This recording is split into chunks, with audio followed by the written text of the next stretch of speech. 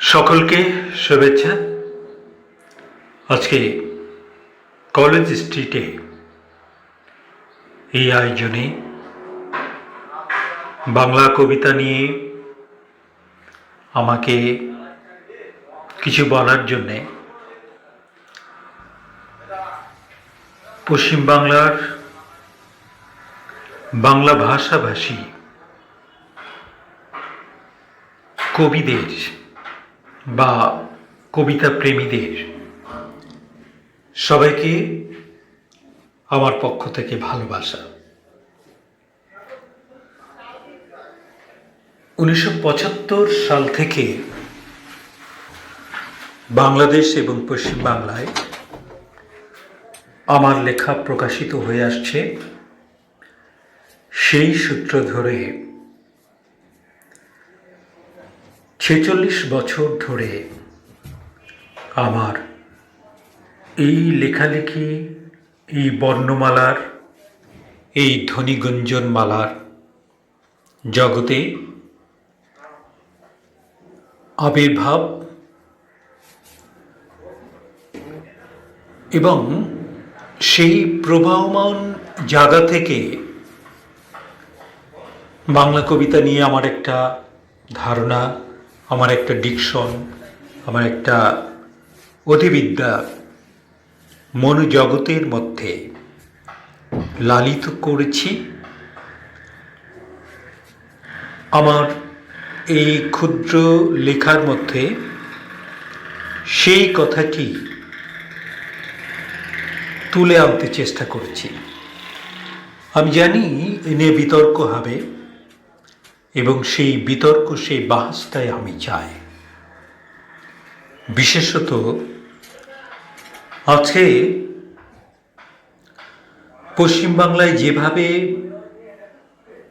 ভারতবর্ষে যেভাবে বাঙালি এবং বাংলা ভাষা আক্রান্ত, নানাবিধ জটিলতার মধ্য দিয়ে এই প্রক্রিয়া চলছে, তো সেসব জায়গা থেকে আমাকে বারবার বলা হচ্ছে কোনো রাজনৈতিক আলোচনার পরিপ্রেক্ষিত এখানে তুলে না আনতে। কিন্তু আসলে ভাষাটা কি, কবিতাটি কি? সাহিত্যতে সেই সমাজের রিফ্লেকশন যা সমাজের গভীর থেকে উঠে আসে। কবিরা তো সেই রাষ্ট্রীয় সামাজিক নানাবিধ বল প্রয়োগের বিরুদ্ধে দাঁড়ান। ফলে কবিতা নিয়ে আলোচনা আসলে তার ভিতরে রাজনীতি থাকবে, সেটাই তো স্বাভাবিক। কেননা জ্ঞান চর্চা, সেই চর্চা কিন্তু মানুষের জীবন, যাপিত জীবন এবং সেই যাপিত জীবনের জ্ঞান চর্চা একটা অধিবিদ্যা রূপ হচ্ছে কবিতা, সাহিত্য, শিল্প। ফলত মানুষ কিন্তু এই জগৎ থেকে বিচ্ছিন্ন হতে পারে না রাজনৈতিকভাবে। আসলে রাজনীতির বাইরে কোনো কবিতা নেই, রাজনীতির বাইরে কোনো উদ্ভাস নেই, রাজনীতির বাইরে কোনো জীবন নেই, রাজনীতির বাইরে মানুষ নেই। গ্লোবালি আজকে রাজনীতি আমাদেরকে এরকম একটি পরিপ্রেক্ষিতের জায়গায় পৌঁছে দেয়, যার মধ্য দিয়ে আমরা আমাদের জীবন ভাবনাকে তুলে আনতে পারি। তো তো আমি অন্য প্রসঙ্গ না বলে মূল কথায় আসি। এই প্রবন্ধটির আমি নাম রেখেছি বাংলা কবিতায় আধুনিকতা ও পোস্ট আধুনিকতা। আধুনিক শব্দখণ্ডটির জন্ম ও বিকাশ ইউরোপে, সঙ্গত কারণে আমাদের দেশে এই ভাববিশ্বের খবর তীব্র নয়। যতটুকু আমরা প্রেরণা হিসেবে গ্রহণ করেছি বা সাহিত্যে অনুসরণ, অনুকরণ বা স্নায়ু সংবেদে উদ্বুদ্ধ হয়েছি, তথ্য বোতলে পড়ে পাশ্চাত্যের এই ডিসকোর্স আত্মীকরণ ও বিরুদ্ধতার মুখোমুখি গ্রহণ ও বর্জনে আশাব্যঞ্জক নানাবিধ মাত্রা তৈরি করেছে। মানব ইতিহাসের এক ভাব ও কালখণ্ডকে ইতিহাসবিদেরা নাম দিয়েছেন আধুনিক। এই সূচনা পর্ব ও তাত্ত্বিকতা এ নিয়ে বিতর্ক আছে। মোটামুটিভাবে মধ্যযুগের কালখণ্ডের পরের যুগ আধুনিক যুগ বলে চিহ্নিত। এই তথাকথিত তথা তথ্য অনুসারে আধুনিক মানে ধর্মনিরপেক্ষতা ও যুক্তিবাদী, খুলে দেওয়া আপেক্ষিক শব্দ দ্বারা পীড়িত। কার্যত এই ফেনোমেনা ইউরোপের জন্য প্রযুক্ত হতে পারে, কেননা ইউরোপের কোনো ধর্ম নেই। ধর্মের উৎপত্তি ও বিকাশ এশিয়া জুড়ে। নেপালের গৌতম বুদ্ধ, মিশরের রাম, ইরানের জরাথুস, চীনের কনফুসিয়াস, আরব জুড়ে মোহাম্মদ, মুসা, ঈসা, ইব্রাহিম, আর বাংলায় চৈতন্যদেব, লালন ফকির। ধর্মাত্মার স্বাভাবিক প্রার্থনার মতো তৈরি হয়েছে এই মহিরুহ মহাত্মা মহাজগ। এশিয়ায়, বিশেষত দক্ষিণ এশিয়ায় বাংলা ভাষাভাষী মানুষের বাস। পূর্ব বাংলা, পশ্চিম বাংলা, ঈশান বাংলা, বারাক উপত্যকা, ত্রিপুরা অর্থাৎ নবাব সিরাজউদ্দৌলার বাংলা বিহার, উড়িষ্যা জুড়ে বাঙালির বসবাস। এই ভাবগত ভূখণ্ড জুড়ে আধুনিকতা কখনো আসেনি। আর আধুনিকতাকে গ্রহণ করার মতো ভাব জগত এই এলাকার বাঙালি মানুষের লাভ হবে কি, সে বিষয় নিয়ে ডিসকোর্স ও ডিবেট আজও হতে পারে। শুরুতেই বলে রাখি, আমার এই প্রবন্ধে প্রতিপাদ্য বিষয় অভিপ্রায় ও প্রতিক্রিয়া নামক শব্দ দুটি দ্বারা নির্ধারিত, আর তা কখনো ইউরোপের বর্ণিত আধুনিকতা ও পোস্ট আধুনিকতার ধারণাকে বর্ণনা করা নয়। যে পাণ্ডিত্য জ্ঞান ধরে আমরা তথাকথিত পাশ্চাত্য জ্ঞানে পণ্ডিতগণ কিংবা পাশ্চাত্যকে অনুসরণ করে যারা টুকে প্রবন্ধ লেখেন, এই লেখা সেখান থেকে নয়।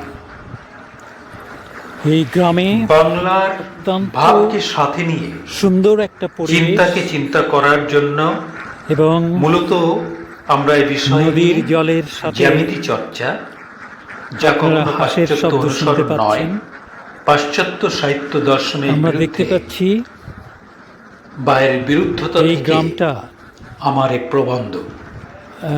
একটা ইউরোপের দর্শন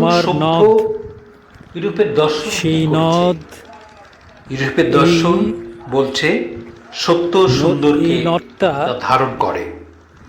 বাংলার ভাব একেবারেই জলকল সত্য সুন্দর বুক চিরে ও স্যাক্রিফাইস। দূর এই যে সত্য দিগন্তে সুন্দর ও স্যাক্রিফাইস দেখতে পাচ্ছি, এর সঙ্গে জলকল নদ, ভাব জগৎকে কুমার নদ, উচ্চ জ্ঞানমার্গে পৌঁছে দেখতে দিলেন পাচ্ছেন সরু একটা নিরাকার নদী এই কনসেপ্ট দিয়ে। আর সেই কনসেপ্টকে মধুর করে তুললেন সুফি সাহিত্য প্রবাহিত চৈতন্যদেব, জীবাত্মার সাথে পরমাত্মার মধ্য দিয়ে। ফলে চর্যাপদে আধুনিকতা উপস্থিত না হলেও পোস্ট আধুনিক কবিতা হতে পেরেছে।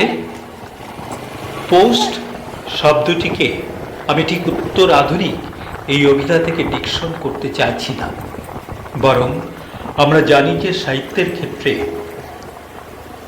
এক দেশের সঙ্গে অন্য দেশের, এক ভাষার সঙ্গে অন্য ভাষার পার্থক্য আছে, ডিসকোর্স অফ ভাবনা।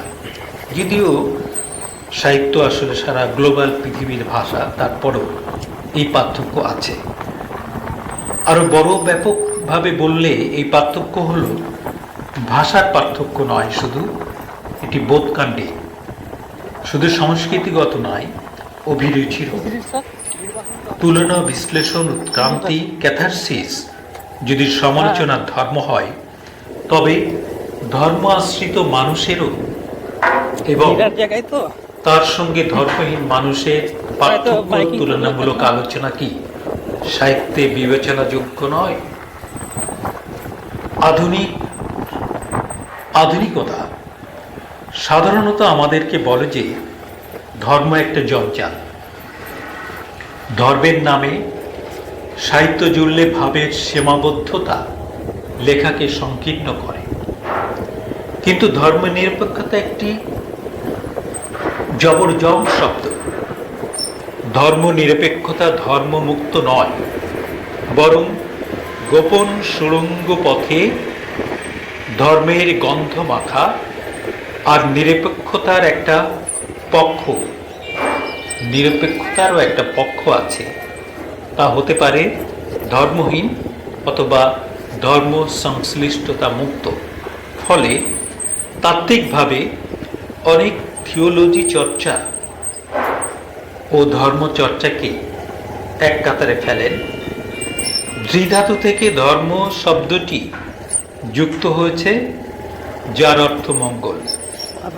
প্রকৃতি মূলত বিয়ের কথা বললো, বুঝলেন? প্রকৃতির মূল থেকে সমাজ জীবনে মিশে থাকা সদ্গুণগুলি ধর্ম আকারে সমাজে প্রতিপাদ্য। আলোচনার ভর কেন্দ্রে ফিরে দেখি, এখন দেখা যাক বাংলা কবিতা কতটুকু আধুনিক হতে পেরেছে, কিংবা আদতে তা কখনো আধুনিক হতে পারবে কি। এই সম্ভাবনার ব্যারোমিটারের উপর প্রশ্নের একটা বড় জিজ্ঞাসা চিহ্ন যুক্ত করেই বলি, বাংলার আদি কবিতা চর্যাপদের কবিতাগুলি এক অর্থে ছিল ধর্ম কি, অন্য অর্থে বিবেচনায় সান্ধ্য ভাষায় লেখা পোস্ট আধুনিক কবিতা। যখন ভুসুক পাদানাম কহেন, আজি ভুসুক বাঙালি ভইলি, নিয়ত হরণী চণ্ডালী লেলি। অর্থাৎ ভুসুক তখনই বাঙালি হলেন, চণ্ডাল হলেন যখন তার স্ত্রীকে চণ্ডাল হরণ করে নিয়ে গেল। ওই নাম্বারটা আপনি কোড নাম্বার সহ, জাপানের কোড নাম্বার তাহলে সহ এটা লিখে নিয়ে আসবেন, তাহলে আমি করে দিচ্ছি। চর্যাপদের এই যে অনুভব ভুসুক পাদানাম, এই অনুভব 34 কোটি বাঙালির অনুভব। পৃথিবী জুড়ে চতুর্থ ভাষা গোষ্ঠী বাংলা, আর এর একটি বড় অংশ 22 কোটি মুসলিম। বাঙালি মুসলিমদের সিংহভাগই চণ্ডাল নমশূদ্রজাত মা কালীর সন্তান। কাজেই চর্যাপদের ধারক বাহক বড় অংশটি বঙ্গীয় হ্যাঁ নয়।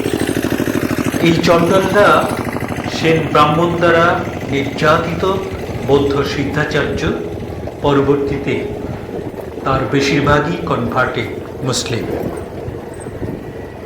30-এর দশকে বাংলা কবিতা একটা বড় অংশ আধুনিকতার নামে যা গ্রহণ করল, তার ব্যাখ্যা বুদ্ধদেব বসুর আধুনিকতা, বাংলা আধুনিক কবিতা, এই গ্রন্থের ভূমিকা থেকে বলি। এই আধুনিকতা, এই আধুনিক কবিতা এমন একটা পদার্থ নয় যে কোনো একটা চিহ্ন দ্বারা অবিকলভাবে তা শনাক্ত করা যায়। একে বলা যেতে পারে বিদ্রোহের, প্রতিবাদের কবিতা, সংশয়ের কবিতা, ক্লান্তির সন্ধানে আবার এর মধ্যে প্রকাশ পায় নৈরাশ্য, অন্তর্মুখিতা বা বহির্মুখিতা, সামাজিক জীবনের সংগ্রাম আর আত্মিক জীবনের তৃষ্ণা। এই সবগুলোর ধারায় খুঁজে পাওয়া যাবে ভিন্ন ভিন্ন কবিতে নয়, কখনো হয়তো বিভিন্ন সময় একই কবির কবিতা রচনায় কিংবা আধুনিক কাব্যে, প্রবন্ধে। রবীন্দ্রনাথ বলেছিলেন, কাজটা সহজ নয়, কারণ পাজি মিলিয়ে মহারণের সীমানা নির্ণয় করবে কে? তার মতে নদী যেমন বাঁক নেয়, সাহিত্য তেমনি গতি বদলায়।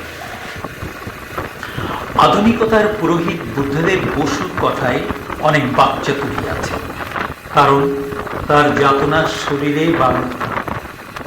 তিনি যতনার শরীরে বাঙালি, সাহিত্যে ঠিক ততখানি ইউরোসেন্ট্রিক।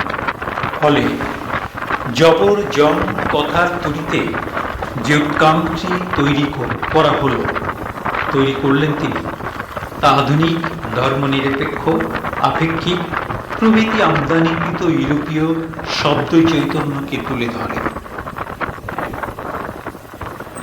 যার কোনো অর্থ হয় না, যা অর্থহীনতার অর্থ দিয়েই এই ইউরোপীয় মানুষের লেখা বাংলা কবিতার জিন কারিগরি। শুধু এতটুকু বলা যায়, বুদ্ধদেব বসুর একটা চিহ্ন দ্বারা অবিকলভাবে, বুদ্ধদেব বসুর কথায় একটা চিহ্ন দ্বারা অবিকলভাবে শনাক্ত নৈরাশ্য, সংশয়, এর সাথে জীবনের সংগ্রাম, আত্মিক জীবনের তৃষ্ণা শব্দগুলি কনফ্লিক্টে। যা আধুনিক জীবনের তৃষ্ণা ও জীবন সংগ্রাম, তা কখনো ধর্মের যদি আদি জিজ্ঞাসা, আমি কে, কোথা থেকে এসেছি, এই জীবন প্রকৃতির সঙ্গে আমার সম্পর্ক কি, ইত্যাদি আদি প্রশ্ন তো ধর্ম নামক সমাজ ভাবনার মধ্যে দীর্ঘায়িত হয়েছে। কিন্তু নৈরাশ্য, সংশয় তো আপেক্ষিক, ধর্মনিরপেক্ষ আধুনিকতার সঙ্গে যুক্ত। বানান করা যায় না এমন ভাবকে বাক্যে রূপান্তরের মধ্যে এই কথাগুলি বলে নেওয়া হলো। ফলে শামসুর রহমান ঘোড়ার নাম, দারিসেপের মুহূর্ত কিংবা ইউরোপীয় মিথোলজিকে কিংবা ইকারুস ও অ্যাগামেমননকে ব্যবহার করে আধুনিক হতে চাইলে, কিন্তু বাংলা কবিতার ইতিহাস তো চর্যাপদের ইতিহাস। আমরা আধুনিক কবিতা লেখার নামে চর্যাপদ নামক আদি কাব্য বৃক্ষের শিকড় কেটে শোপিজ বানিয়ে যে ফার্নিচার কাব্য লিখলাম, তার নাম ত্রিশের আধুনিক বাংলা কবিতা। প্লাস্টিক ফুলের মতো এই আধুনিক কবিতায় থাকলো না ঘ্রাণ ও শিকড় সঞ্চারে রসকলার মাধুরী। অথচ বাংলা কবিতার, বিশেষত চর্যাপদে, ধর্মের হাত ধরে তন্ত্র একটা বড় জায়গা জুড়ে আছে। ধর্মে যদি আদিরূপ হয় তন্ত্র ধর্মের, দুই পাদানাম থেকে বলি, কা তরুবর পঞ্চবিদা, চঞ্চল পিয়ে বৈঠকার। পাঁচটি ডাল দিয়ে গড়া আমাদের তরুছড়ি, এই যে পঞ্চেন্দ্রিয়কে তন্ত্র দ্বারা প্রকাশ, এর মধ্যে আধুনিক আপেক্ষিক দর্শন নেই, আছে বাংলার ভাবধর্ম। ফলে চর্যাপদের এই কবিতাগুলি আধুনিক নয়, কিন্তু পোস্ট আধুনিক। কেননা পোস্ট শব্দটি আমি পশ্চিমে শুধু পরবর্তী অর্থে নয়, আমি দেখেছি তার ব্যবহার হচ্ছে প্রাক্তন, পূর্ববর্তী অর্থেও তা প্রযুক্ত হয়েছে।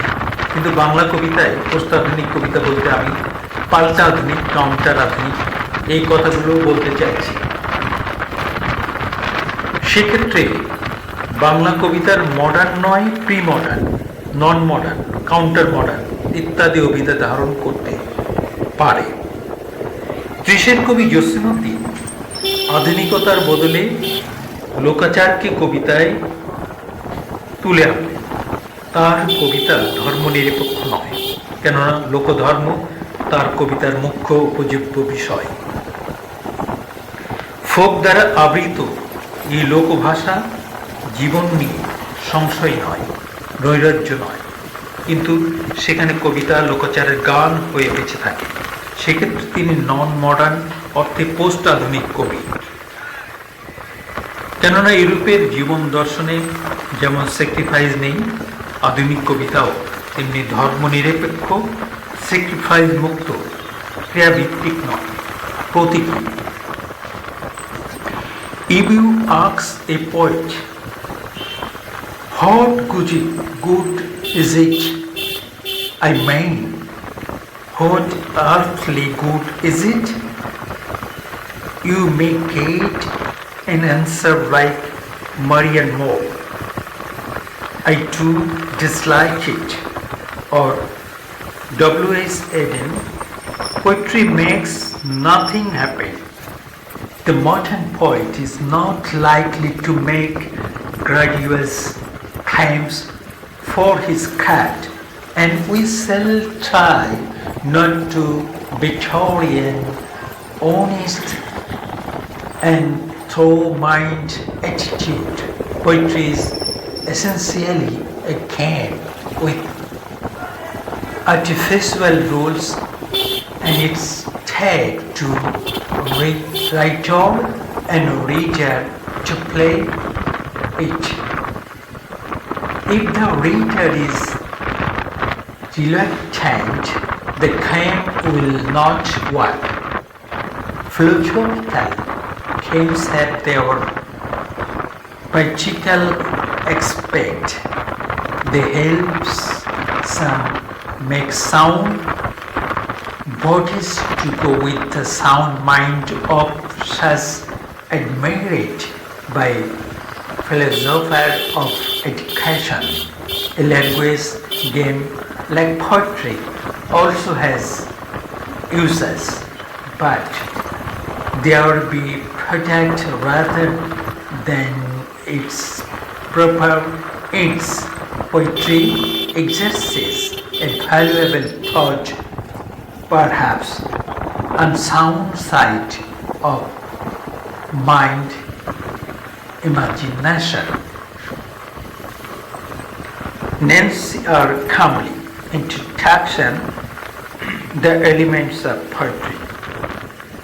ন্যান্সি আর কামলির এই হলো আধুনিক কবিতা তথা ব্যাখ্যা, কিন্তু বাংলা কবিতা এই কিছুকে ধারে না, কেননা বাংলা কবিতার ভবিতব্য তন্ত্র, লোকাচার, ভাব, ধর্ম দ্বারা আলোড়িত। বাংলা ভাষা, বাংলা লোকধর্মের প্রতিনিধিত্বকারী কবি হলেন লালন ফকির থেকে হাসন রাজা, জসিমউদ্দিন থেকে শাহ আব্দুল করিম পর্যন্ত দীর্ঘায়িত। এই 80% মানুষের প্রতিনিধি কবি বা কবিরা বিশ্ববিদ্যালয়ের শিক্ষকদের কাছে প্রাপ্ত লোককবি হিসাবে, সংবাদপত্রের সাহিত্য আর কালচার দ্বারা পীড়িত ও পর্যুদস্ত আজকে বাংলা সাহিত্য। এ কারণে লালন শাহ বলেন, ব্রাহ্মণ চণ্ডাল চামার মুচি একই ঢালে হয় গো সূচি, দেখে শোনে হয় না রুচি, জমে তো কাউকে ছাড়বে না, জাদ গেল বলে। অথবা লালন বলেন, ডাকে লালন বারে বারে কলির জীবনে ত্রাণ করিতে, বাংলার বুকে নিতাই রূপ এসেছে হরি অবতার হয়ে। মূলত ভাব বা ধর্ম জিজ্ঞাসায় বাংলা কবিতার আদি ডিসকোর্স।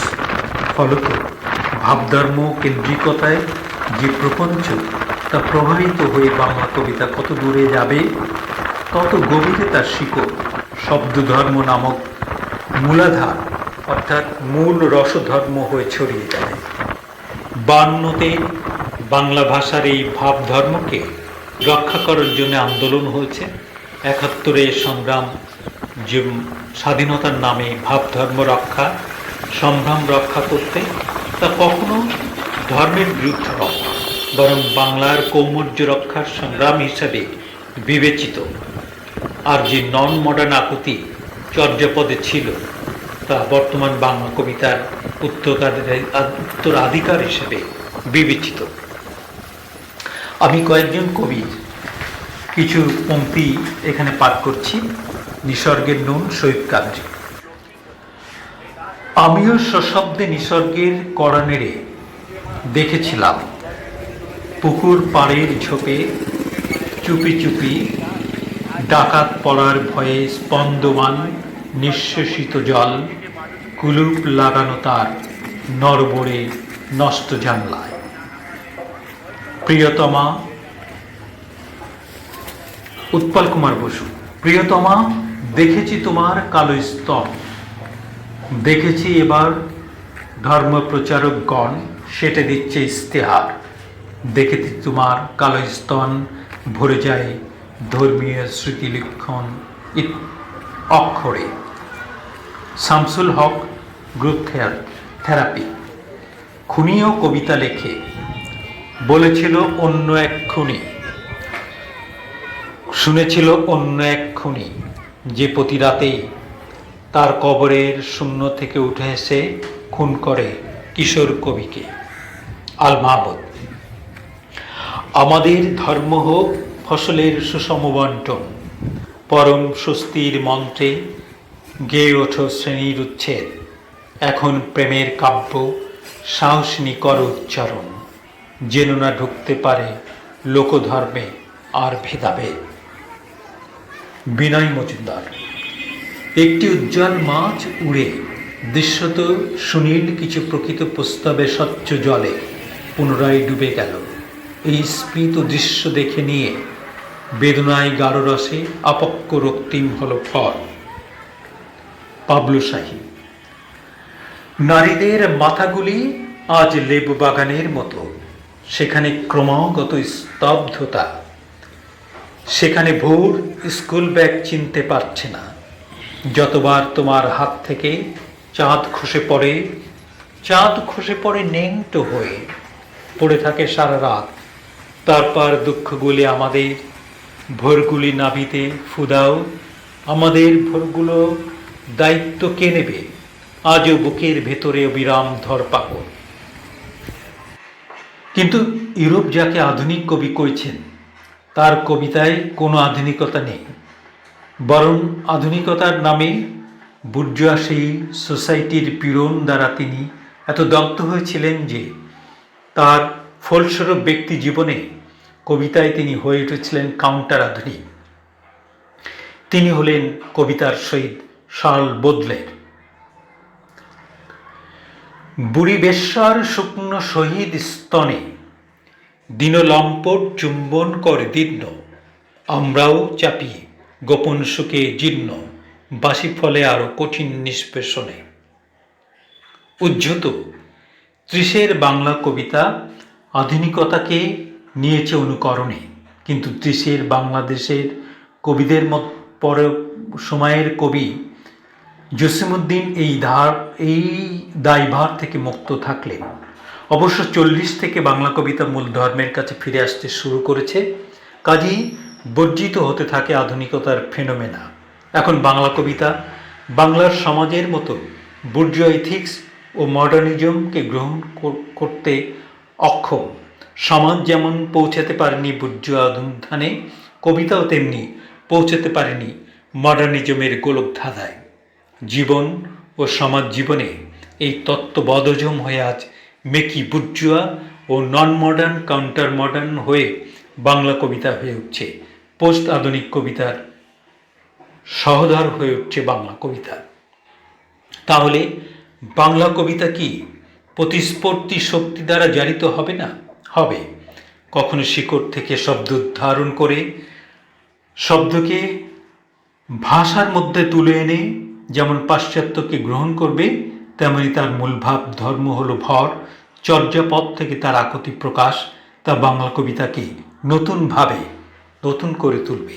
এভাবে একক অখণ্ডতার মধ্যে বাংলা কবিতা পোস্ট আধুনিক শব্দখণ্ড হয়ে বেঁচে থাকবে, বড় হবে এবং মহৎ কবিতা হয়ে উঠবে। এই হলো আমার কবিতার ডিকশন। তো এটি নিয়ে আমার অত্যন্ত বিজ্ঞজন সাহিত্যিক এবং সাংবাদিক প্রাজ্ঞজন পশ্চিমবাংলার শুধু নয় সারা ভারতবর্ষের, সারা গ্লোবালি পৃথিবীর একজন গুণীজন পবিত্র কুমার সরকার, তিনি বলেছিলেন যে পাবলো, তোমার কবিতার মতো তোমার প্রবন্ধেরও ভক্ত আমি, কিন্তু তোমার এটি তো অনেক সংক্ষিপ্ত হয়ে গেছে। আমি পবিত্রতা এখানে থাকলে ভালো হতো। আমি এটি বলি যে আমি আসলে সূত্রপাত করেছি, এটা ধারাবাহিকভাবে চলবে এবং এই ধারাবাহিকতা আমার কবিতার ক্ষেত্রে যেমন থাকবে, আমার প্রবন্ধের ক্ষেত্রেই থাকবে। এটি আমি বলি যে কৃষ্ণদাস কবিরাজের যে জায়গাটি ছিল, ফিলোসফিক্যাল জায়গাটি ছিল, তিনি যেটি নির্মাণ করেছিলেন, যেটি বাংলার ভাবের কবিতা চর্চার ভাব আন্দোলনের মূল ধারা, সেটি হচ্ছে বাংলা কবিতার সাথে সাথে তা ফিলোসফি, তা জীবন দর্শন, তা ভাব দর্শন, তা ধর্মদর্শন, তা জিজ্ঞাসা, এই সব কিছুই কিন্তু বাংলা কবিতার সাথে একসাথে যুক্ত হয়ে আছে।